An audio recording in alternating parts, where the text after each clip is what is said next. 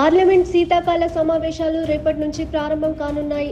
ఈ సమావేశాలు 19 రోజుల పాటు జరగనుండగా బీహార్ ఎన్నికల తరువాత జరుగుతున్న ఈ సమావేశాలకు బీజేపీ, ఎన్డీఏ కూటములకు ప్రత్యేక ప్రాధాన్యత ఉంది. ఈ సమావేశాల్లో ఎన్నికల సంఘంపై విపక్షాలు తమ దాడిని తీవ్రతరం చేసే అవకాశం ఉంది.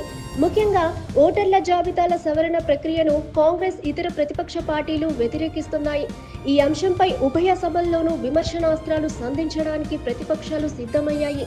ఈ సమావేశాలు సజావుగా జరిగేలా అన్ని పార్టీల సహకారాన్ని కోరుతూ ప్రభుత్వం ఈ రోజు ఉదయం 11 గంటలకు అఖిలపక్ష సమావేశాన్ని నిర్వహించనుంది. ఈ సమావేశం తరువాత సభా వ్యవహారాల మండలి సమావేశం కూడా ఉంటుంది. మరోవైపు వింటర్ సెషన్ కోసం తమ వ్యూహాలను ఖరారు చేసుకోవడంపై ఇండియా కూటమి వ్యూహం కొనసాగుతోంది. ఈ నేపథ్యంలో పలు పార్టీల ఫ్లోర్ లీడర్లు సోమవారం ఉదయం రాజ్యసభలో ప్రతిపక్ష నేత మల్లికార్జున ఖర్గే కార్యాలయంలో ప్రత్యేక సమావేశం నిర్వహించనున్నారు. ప్రభుత్వం ఈ సమావేశాల ద్వారా దాదాపు 10 కీలక బిల్లులను ఆమోదించాలని లక్ష్యంగా పెట్టుకుంది. ఇందులో అణు ఇంధన రంగంలో మార్పులు, ఉన్నత విద్య, కార్పొరేట్ల, సెక్యూరిటీస్ మార్కెట్ బిల్లు వంటి ముఖ్యమైన బిల్లులు సభల్లో ప్రవేశపెట్టబడతాయి. ఓటర్ల జాబితా సవరణ ఎన్నికలకు ముందుగా జరిగే విస్తృతమైన సాధారణ ప్రక్రియ అని ప్రభుత్వం స్పష్టం చేసింది.